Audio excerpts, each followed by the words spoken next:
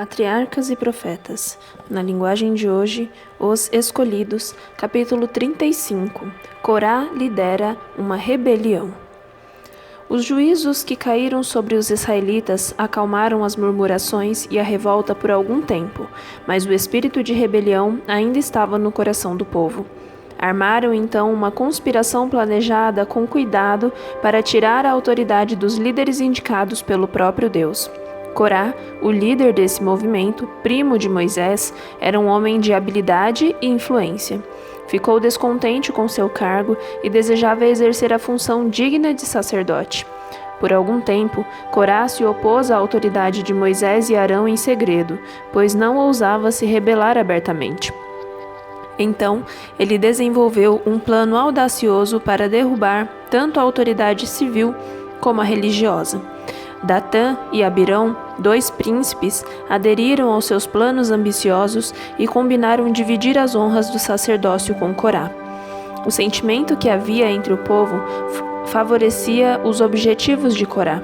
Na amargura de sua frustração, as dúvidas, a inveja e o ódio que sentiam antes voltaram, e eles começaram a criticar o paciente líder mais uma vez. Esqueceram-se de quando estavam sob a direção divina, de que a presença de Cristo ia adiante deles e que Moisés recebia dele todas as instruções. Não querendo aceitar a sentença de morrerem no deserto, passaram a acreditar que não era Deus, e sim Moisés, que havia pronunciado esse castigo. Embora os sinais do desagrado de Deus para com a rebelião anterior fossem recentes, a lição não foi levada a sério. Aquele que lê os segredos do coração deu ao seu povo o aviso e as instruções necessárias para que não fosse enganado por homens mal intencionados. Os israelitas viram os juízos de Deus caírem sobre Miriam por causa de sua inveja e queixas contra Moisés. O Senhor declarou: "Com ele falo face a face.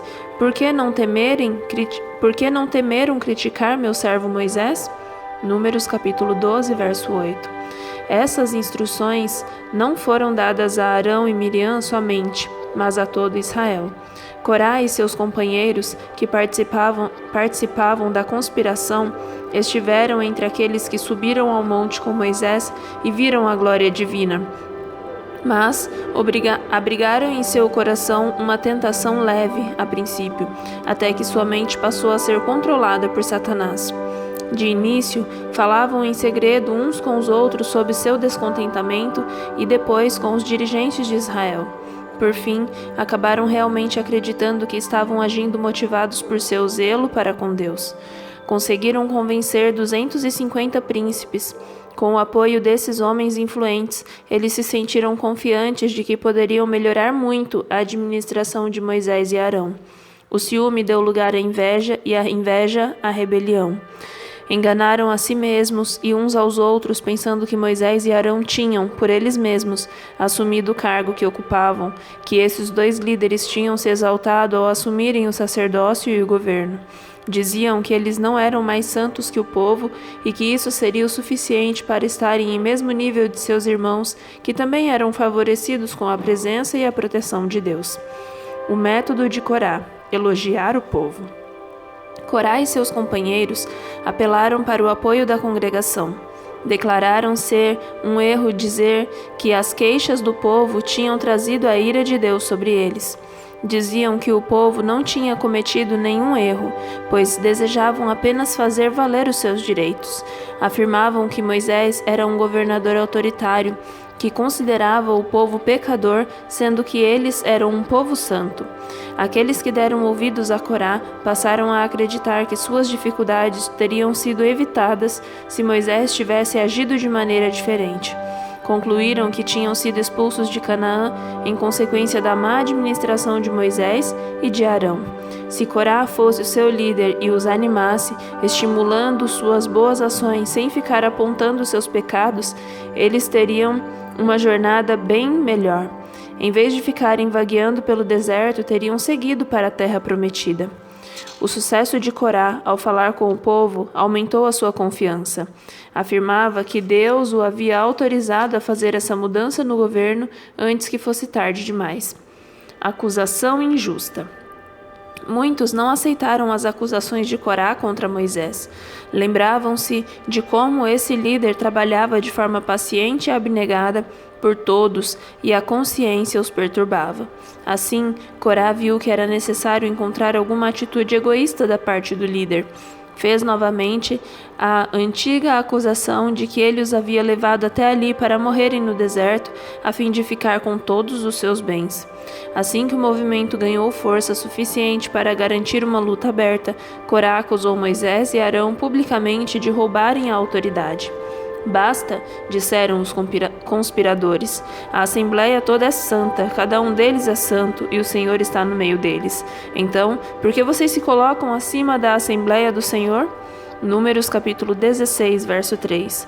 Moisés não tinha suspeitado dessa trama planejada cuidadosamente e, quando ouviu isso, prostrou-se com o rosto em terra, apresentando a Deus uma súplica silenciosa. Levantou-se depois, calmo e forte. Tinha acabado de receber a orientação divina. Pela manhã, o Senhor mostrará a quem lhe pertence e fará aproximar-se dele aquele que é santo, o homem a quem ele escolher. Números, capítulo 16, verso 5. Aqueles que pretendiam ser sacerdotes deveriam vir cada um com seu incensário e oferecer incenso no tabernáculo. Até mesmo os sacerdotes Nadab e Abiú tinham sido destruídos por ousarem oferecer fogo estranho, desrespeitando a ordem divina. Entretanto, Moisés desafiou seus acusadores a levar a questão perante Deus, caso desejassem se arriscar a seguir em frente com isso. Em uma conversa particular com Corá e seus companheiros levitas, Moisés disse: Não lhes é suficiente que o Deus de Israel os tenha separado do restante da comunidade de Israel e os tenha trazido para junto de si, a fim de realizarem o trabalho do tabernáculo do Senhor?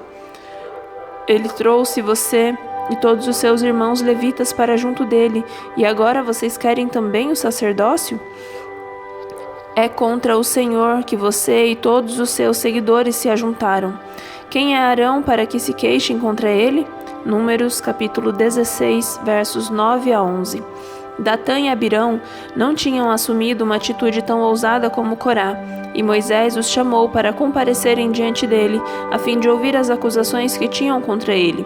Cheios de arrogância, recusaram-se a reconhecer sua autoridade. Não lhe basta nos ter tirado de uma terra onde manam leite e mel para matar-nos no deserto? E ainda quer se fazer chefe sobre nós? Além disso, você não nos levou a uma terra onde manam leite e mel, nem nos deu uma herança de campos e vinhas. Você pensa que pode cegar os olhos desses homens? Nós não iremos. Números capítulo 16, verso 13 e 14.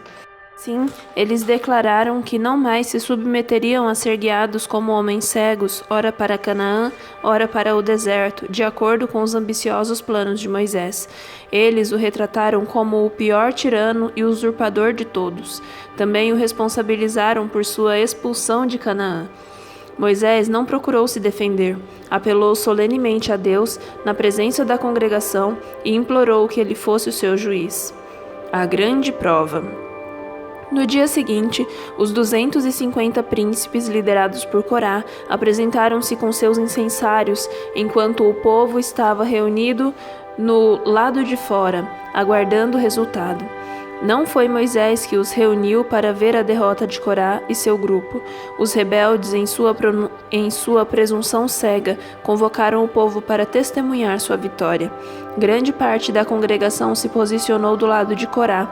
Corá se retirou da assembleia para se reunir com Datã e Abirão, quando Moisés, acompanhado dos 70 anciãos, desceu com um último aviso aos homens que tinham se recusado a ir até ele. Sob a direção de Deus, Moisés disse ao povo: Afastem-se das tendas desses ímpios, não toquem em nada do que pertence a eles, senão vocês serão eliminados por causa dos seus pecados.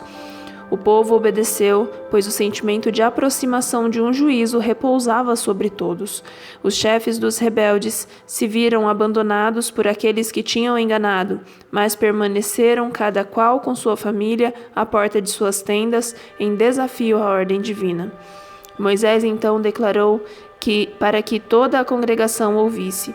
Assim vocês saberão que o Senhor me enviou para fazer todas essas coisas e que tudo isso não partiu de mim. Se esses homens tiverem morte natural, então o Senhor não me enviou. Mas se o Senhor fizer acontecer algo totalmente novo, e a terra abrir a sua boca e os engolir, junto com tudo o que é deles, e eles descerem vivos ao Sheol, sepultura, então vocês saberão que esses homens desprezaram o Senhor. Números 16, versos 28 a 30. Assim que ele acabou de falar, a terra se abriu e os rebeldes caíram vivos no abismo, com tudo o que possuíam, e pereceram, desaparecendo do meio da assembleia. Números 16, verso 33. O povo fugiu, condenando-se como participantes do pecado. Os juízos ainda não tinham terminado. Desceu fogo da nuvem e consumiu os 250 príncipes que tinham oferecido incenso. Esses homens não foram destruídos como os líderes dos conspiradores. Foi permitido que vissem o seu fim e tivessem a oportunidade de se arrepender. Como eles concordavam com os rebeldes, acabaram partilhando de sua condenação. A congregação inteira teve sua culpa, pois em maior ou em menor grau, todos demonstraram alguma simpatia para com eles. Aqueles que se permitiram ser enganados ainda tiveram tempo de se arrepender. Jesus, o anjo que ia adiante dos hebreus, estava procurando salvá-los da destruição. Os juízos de Deus tinham vindo muito perto, com um apelo para se arrependerem. Se aceitassem a liderança divina, poderiam ser salvos. Contudo, sua rebelião não foi curada. Naquela noite, eles voltaram aterrorizados para suas tendas, mas não arrependidos. Tinham sido elogiados por Corá até acreditarem que eram um povo muito bom, injustiçado e maltratado por Moisés. Alimentaram a esperança de que uma nova ordem de coisas estivesse para ser estabelecida, na qual a reprovação seria substituída pelo elogio e a ansiedade e o conflito pela comodidade. Os homens que morreram tinham proferido palavras agradáveis e demonstrado grande interesse e amor por eles, e o povo concluiu que, de alguma forma, Moisés tinha sido a causa da destruição deles. Os israelitas se propuseram a matar Moisés e Arão. Aquela noite de prova não foi passada em arrependimento e confissão, mas em encontrar um meio para rejeitar as evidências de que eram os maiores pecadores. Eles ainda alimentavam ódio contra os homens designados por Deus a se unirem para resistir à autoridade deles. No dia seguinte, toda a comunidade de Israel começou a queixar-se contra Moisés e Arão, dizendo: "Vocês mataram o povo do Senhor." Números 16, verso 41. E estavam a ponto de agir violentamente contra seus fiéis e abnegados líderes. O amor de Moisés por Israel. A glória divina apareceu na nuvem sobre o tabernáculo e uma voz falou a Moisés: "Saia do meio dessa comunidade, para que eu acabe com eles imediatamente." Números capítulo 16, verso 45. Nessa terrível crise, Moisés se demorou, demonstrando o interesse de um verdadeiro pastor pelo rebanho ao seu cuidado. Suplicou que Deus não destruísse o povo que ele mesmo havia escolhido. Entretanto, o responsável por executar o juízo já tinha saído. A praga estava fazendo sua obra de morte. Por orientação de seu irmão, Arão pegou um incensário, foi para o meio da congregação e fez expiação por eles. Arão se pôs entre os mortos e os vivos, e a praga cessou. Números 16, versos 47 e 48. Mas não até que 14.700 pessoas fossem mortas. O povo então não teve outra saída a não ser crer na indesejável verdade de que devia morrer no deserto. "Nós morreremos", exclamaram eles. "Estamos perdidos, estamos todos perdidos." Eles confessaram que tinham pecado, rebelando-se contra seus líderes, e que Corá e seus companheiros tiveram uma punição justa da parte de Deus. Não existem ainda hoje os mesmos males que originaram a ruína de Corá? O orgulho e a ambição estão espalhados por toda parte, abrindo as portas para a inveja, a luta pelo poder. As pessoas estão longe de Deus e estão sendo arrastadas para as fileiras de Satanás sem perceber. Assim como Corá e seus companheiros, muitos pensam, planejam e trabalham tão desesperadamente para se engrandecer e conquistar a simpatia de outros que estão prontos a deturpar a verdade, caluniando e traindo os servos do Senhor. Ao repetirem seus atos de falsidade, acabam acreditando que tudo é verdade. Os hebreus não estavam dispostos a se submeter às orientações e restrições de Deus. Não aceitaram ser corrigidos e reprovados. Esse era o segredo de suas murmurações contra Moisés.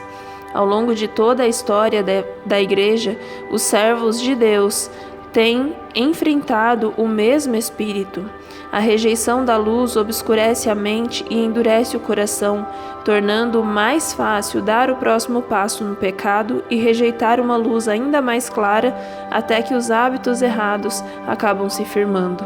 Aquele que prega a palavra de Deus e condena o pecado, muitas vezes é visto com ódio por outras pessoas. Para acalmar a consciência com mentiras, os que alimentam o ciúme, que se sentem ofendidos, semeiam a discórdia na igreja e enfraquecem as mãos daqueles que trabalham para o seu crescimento. Os invejosos e os críticos procuram deturpar cada avanço feito por aqueles a quem Deus chamou para liderar sua obra. Foi assim no tempo de Lutero, dos irmãos Wesley e de outros reformadores. Assim é hoje também.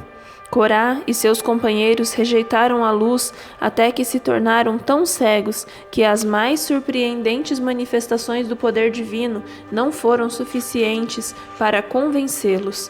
Atribuíram todas elas a fontes humanas ou satânicas. O povo fez o mesmo. Embora estivessem diante da mais convincente prova do desagrado de Deus, atribuíram seus juízos a Satanás, afirmando que Moisés e Arão causaram a morte de homens bons e santos, cometeram o pecado contra o Espírito Santo. Todo aquele que disser uma palavra contra o Filho do Homem, disse Cristo, será perdoado, mas quem falar contra o Espírito Santo não será perdoado. Mateus capítulo 12, verso 32. É por meio do Espírito Santo que Deus se comunica conosco. E aqueles que rejeitam essa ação como sendo de origem satânica, cortam o canal de comunicação entre eles e o céu. Se rejeitamos a obra do Espírito Santo, não há mais o que Deus possa fazer por nós. Ficamos desligados de Deus e o pecado não tem remédio para curar a si mesmo. Deixam-no só. Deixem-no só. É a ordem divina. Então, já não resta sacrifício pelos pecados, mas tão somente uma terrível expectativa de juízo e de fogo intenso que consumirá os inimigos de Deus. Hebreus, capítulo 10, verso 26 e 27.